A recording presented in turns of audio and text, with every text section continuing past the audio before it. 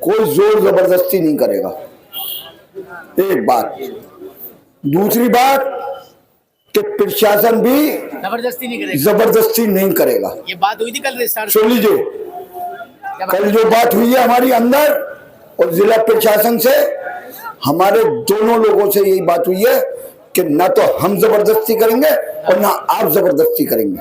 आप सुन लीजिए, लेकिन देखो मैं एक बात कह रहा हूं कि जब हमारा ये मुआहदा हो गया यूनिवर्सिटी प्रशासन और डिस्ट्रिक्ट एडमिनिस्ट्रेशन से कि हड़ताल हमारी रहेगी, लेकिन कोई जोर जबरदस्ती ना तो कमेटी और ना जनरल बॉडी का कोई आदमी जबरदस्ती किसी को रोकेगा। दूसरी बात, न प्रशासन जबरदस्ती उसे अंदर लेगा और न प्रशासन पास्ट, प्रेजेंट और फ्यूचर कोई भी डिसिप्लिनरी एक्शन नहीं लेगा। सुन लीजिए, बिल्कुल।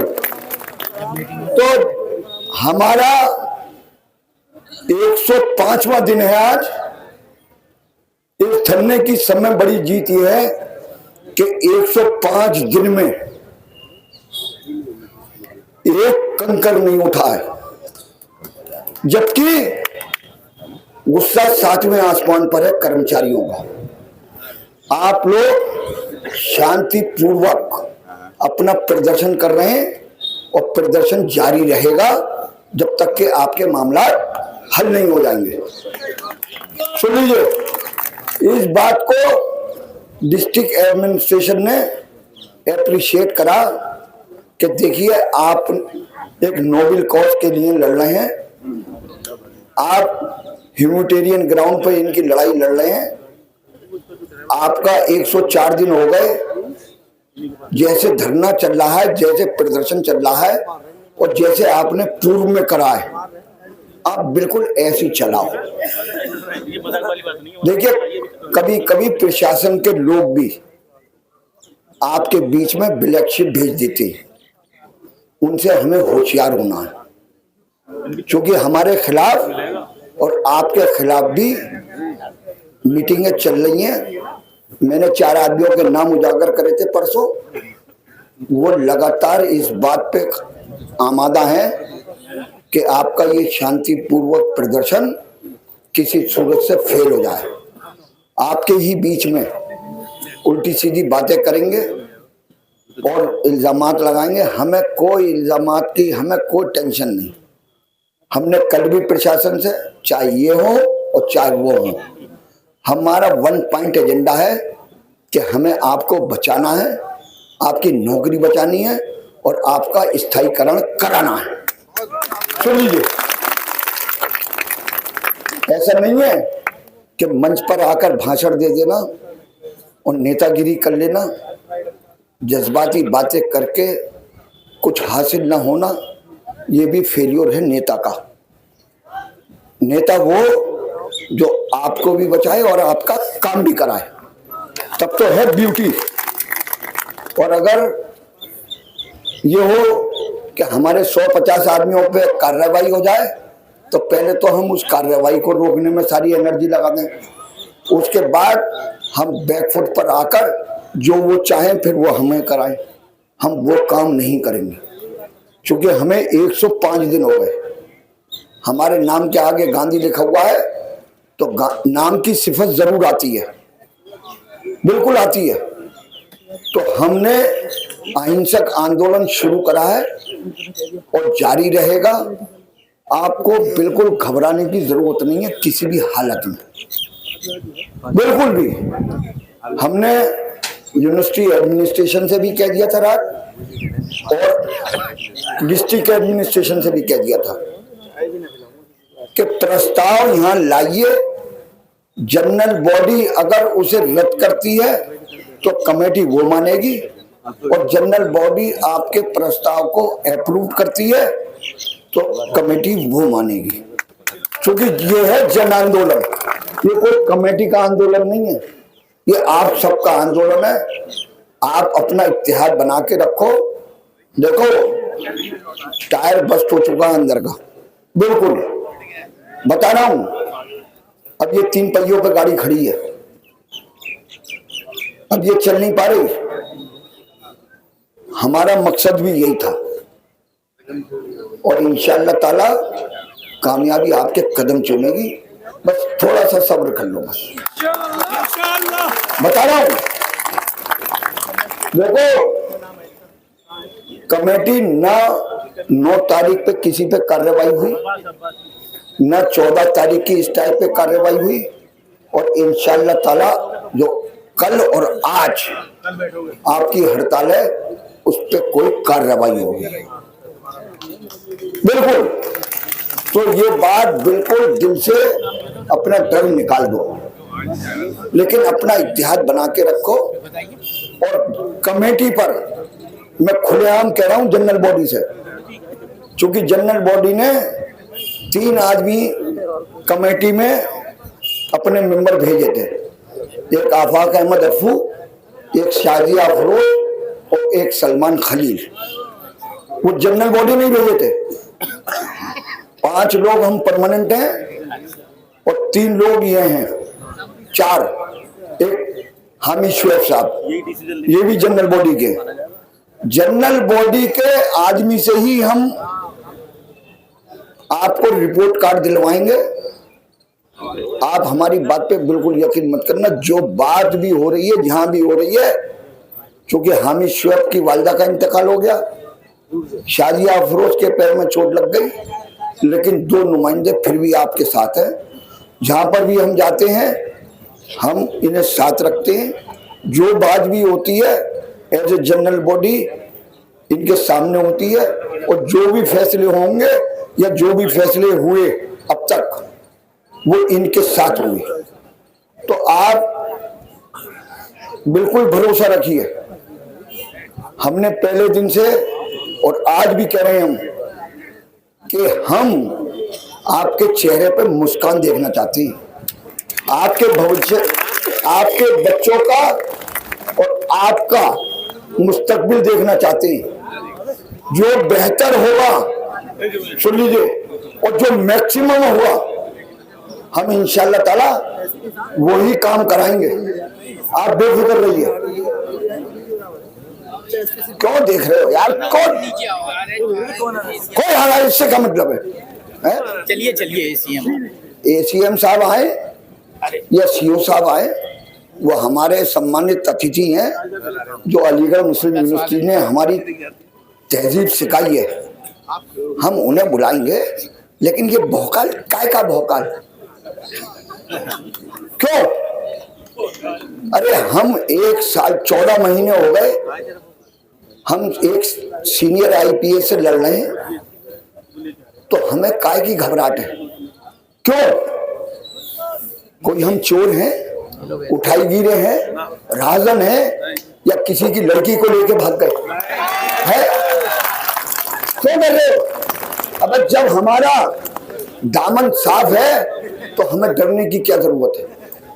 लेकिन मालूम नहीं क्यों। अरे क्यों डर रहे हो यार? अल्लाह से डरो, सिर्फ अल्लाह से, अल्लाह से। इंशाअल्लाह ताला देखो खुदा सुनाना चाहता हूं कि जो लोग, मैं एक बात यही कहता हूं कि जज्बात से बात मत करो, कि औलाद की कसम, कि फला की कसम, कि खून का आखिरी बूंद मेरा है, ये बातें मत करो। जो कर सकते हो वो बोलो। मैंने कहा है कि 12 तारीख को टिल डेथ बैठूंगा तो बैठूंगा, सुन लो, क्योंकि मेरा ये फैसला है और मेरे परिवार का ये फैसला है। मैंने उन्हें, अपने परिवार को भी बता दिया, कोई घबराने की जरूरत नहीं है। झूठा चेयरमैन को भ्रमित करके ये कहा गया कि रजिस्ट्रार साहब ने मुझे बुलाया है, मेरा अपॉइंटमेंट है।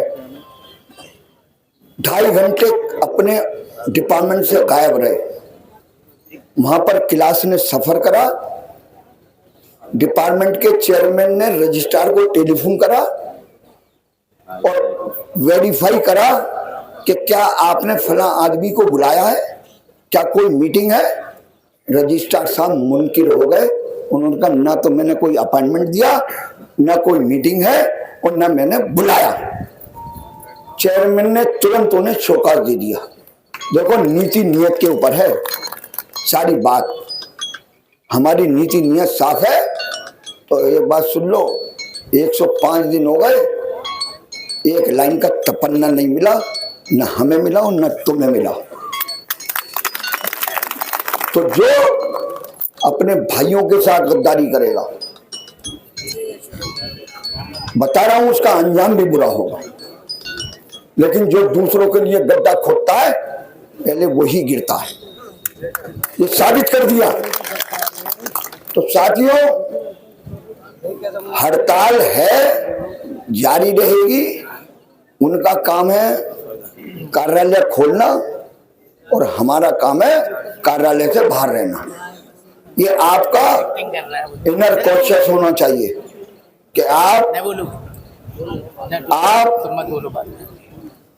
कि अगर अंतरात्मा, अगर आपकी रूह इस बात की इजाजत देती है कि कमेटी और ये लोग अपने हक की लड़ाई लड़ रहे हैं, तो ये बाहर आ जाए। और अगर ये समझते हैं कि इनके साथ सही हो रहा है, तो आप अंदर बैठ जाओ। हम इतनी अपील करेंगे बस। लेकिन हम जोर जबरदस्ती ना उनसे होने देंगे और ना हम अपनी तरफ से होने देंगे, बिल्कुल भी। आप निश्चिंत रहो, इंशाअल्लाह ताला कामयाबी आपके कदम चूमेगी। ना हम मर रहे, और एक बात सुन लो, ना ये। टेंशन मत लो, कराएंगे भी इनसे ही। जब हम बाहर नेतागिरी करते थे, हमने एक कोतवाल के ट्रांसफर के लिए आजम खान से कहा, तो बोले चेले एक बात सुन ले,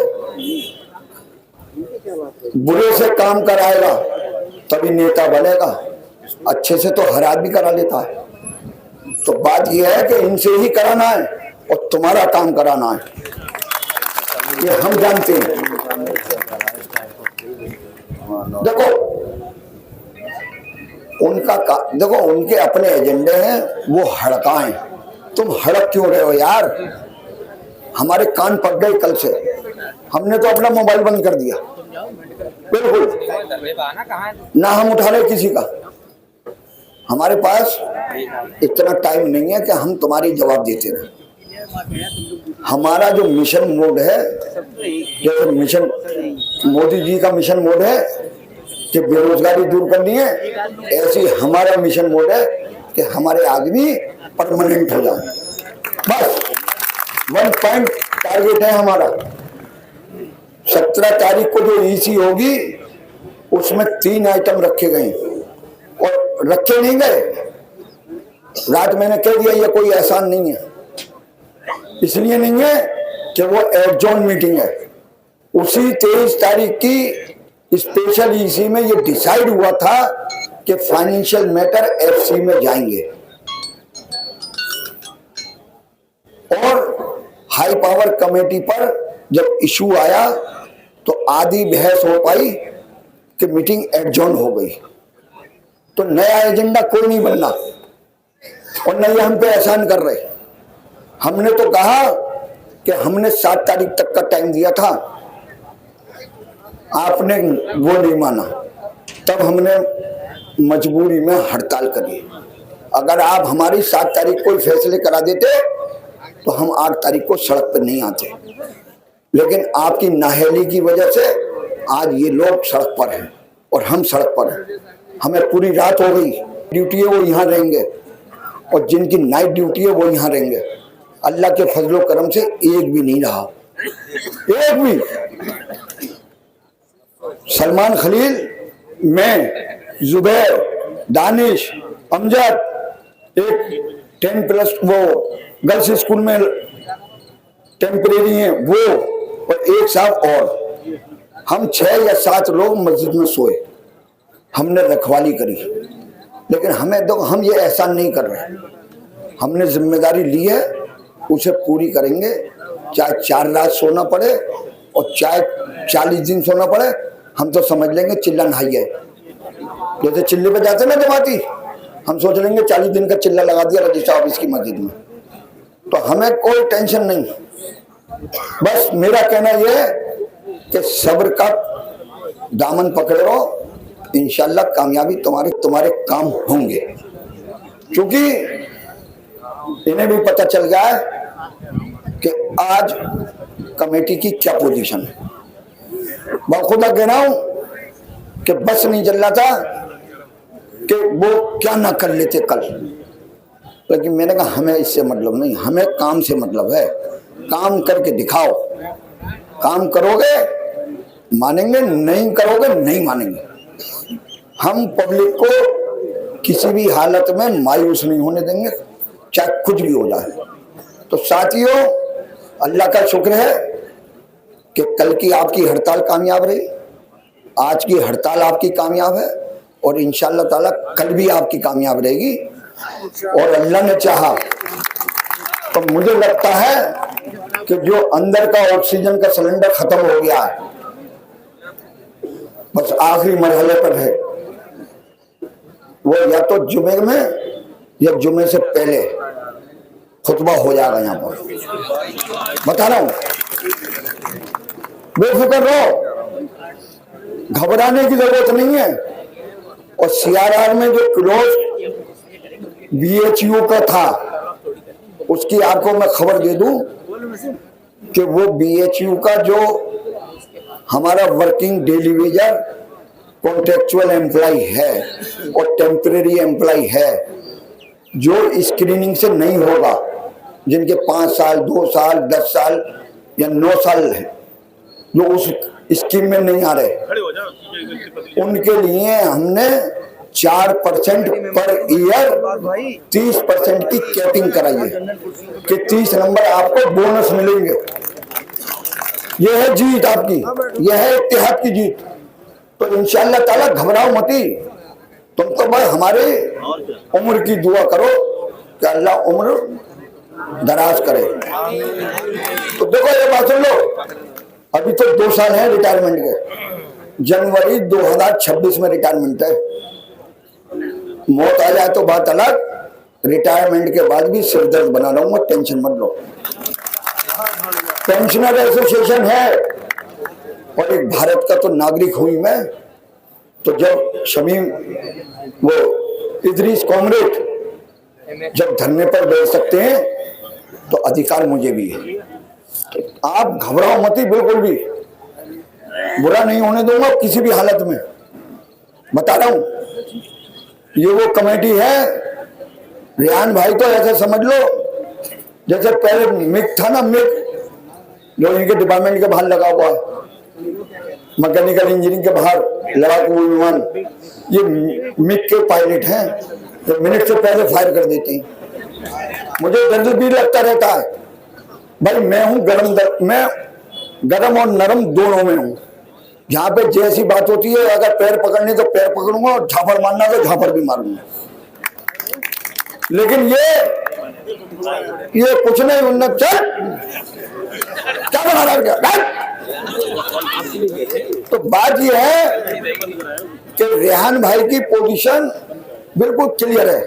देखो मैं एक बात यही कह रहा हूं कि जो आदमी जबान का गंदा होगा वो दिल का साफ होगा, और जो जबान का मीठा होगा वो दिल का बहुत बुरा होगा। बता रहा हूं, जकी भाई तो हमारे ऐसे समझ लो आलू, बिल्कुल पहाड़ी आलू है ये। जब आंदोलन की जरूरत पड़े तो उसमें मिला लो, और जब अंदर जाने की बात आए क्या कहता है। तो ये समझ लो कि ये हर जगह फिट हो जाते हैं अपने। और अफू, मैं अब कमेटी की बखान कर दूं जरा सी, इनके भी तो हौसले बढ़ाऊं। ये अफू, इसके अब्बा के साथ मैंने नेतागिरी, आफ्ताब साहब, इसे तो मैंने गोद में खिलाया। इसका बड़ा भाई था अफजाल, जो यूनिवर्सिटी हॉकी टीम का गोलकीपर था। ये तो बच्चा है, ये ऊंची आवाज तो छोड़ दो, अगर ये बोल भी जाए, बता रहा हूं, घसीटूंगा ज्यादा, मारूंगा कम, और अब्बा भी नहीं आएंगे। लेकिन बात यह है कि देखो, तुम इसके जज्बे को सलाम करो कि ये डेली वेजर होकर, और एक बात और बता दूं, ये उस स्कीम में भी नहीं आ रहा, इसका टाइम पीरियड पूरा है, लेकिन ये एलडीसी क्लर्क है और क्लर्कों की पोस्टें कम, ये उसमें भी फिट नहीं हो रहा, लेकिन फिर भी तुम्हारे लिए लड़ रहा है, तुम्हारे लिए लड़ रहा है। दूसरी बात, अब आया सलमान खलील पे, सारे गुनाह माफ करा के आया अभी, और तो भी यूं लगा देता है कि अंदर का जो एरिया गायब हो गए इसके, वो दिखाई ना दे जाए। अम्मा ने, घर वालों ने बाल उतार दिए या बेगम ने उतार दिए, लेकिन साथियों इसके भी जज्बे को सलाम करो कि सैलरी बनाता है और डायरेक्ट फाइनेंस ऑफिसर के अंदर में, लेकिन उसके बाद भी ये मजबूर है इंक्रीमेंट देने के लिए। अगर फाइनेंस ऑफिसर मोहसिन खान ना होते तो मैं समझता हूं कि ये कर देता, कहता टाइपिंग मिस्टेक हो गई। बता रहा हूं कि लड़कों की ये टेक्नोलॉजी है, ये कि मिलना था 6 में और दे दिया 16 में, बोले टाइपिंग मिस्टेक हो गई। तो ये इनका है।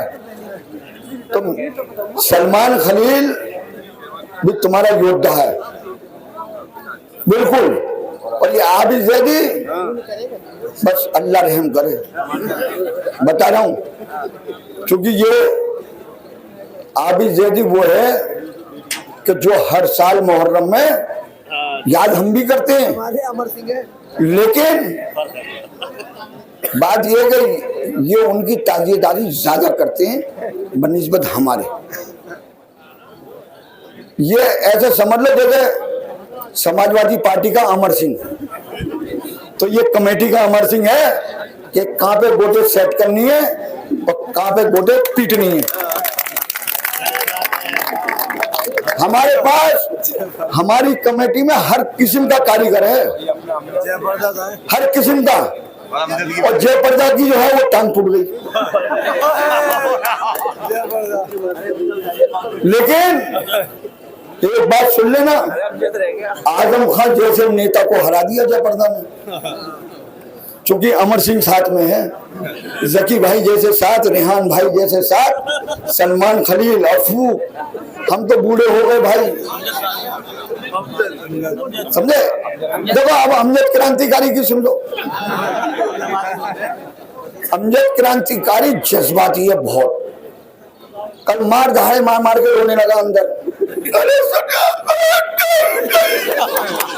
मैंने कहा क्यों रो रहा है?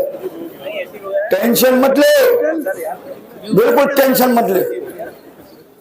एक बात सुन ले बेटे, जंग लड़िए, रुलाएंगे इन्हें, तू मत रो, बिल्कुल इन्हें रुलाएंगे, तू तो रो रहा है।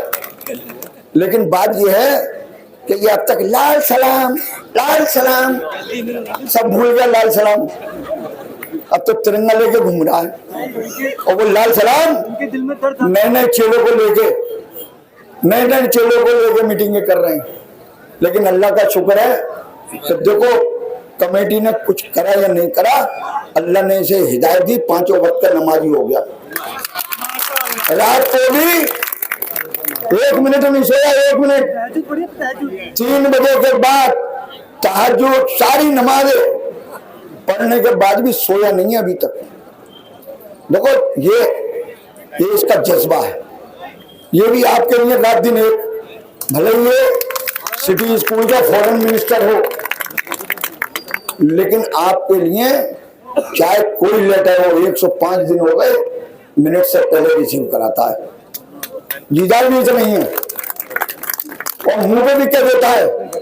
एक मीटिंग में इसने यही कह दिया, जो लड़ाई है वो यही है कि फाइनेंस ऑफिसर साहब तो ऐसा लग रहा है कि रजिस्ट्रार साहब ने डरा दिया कि जेल चले जाएंगे, इसलिए नहीं कर रहे। उनके मुंह पे, फाइनेंस ऑफिसर के मुंह पे कहा और सबके सामने कहा, और टाई वो जो टाई है वो सीधा पड़ा मैंने, इससे क्या मतलब है? अबे हमारी इनकी बात हो रही है, तू कौन खामखा? कल भी वो वहां बोल रहा था, मैंने कहा वीडियो है मेरे पास, एक सामने वायरल कर दी है। मैंने कहा खामोश रहिए आप, बात हो रही है हमारी प्रोक्टर और आप हमसे, आप कौन है?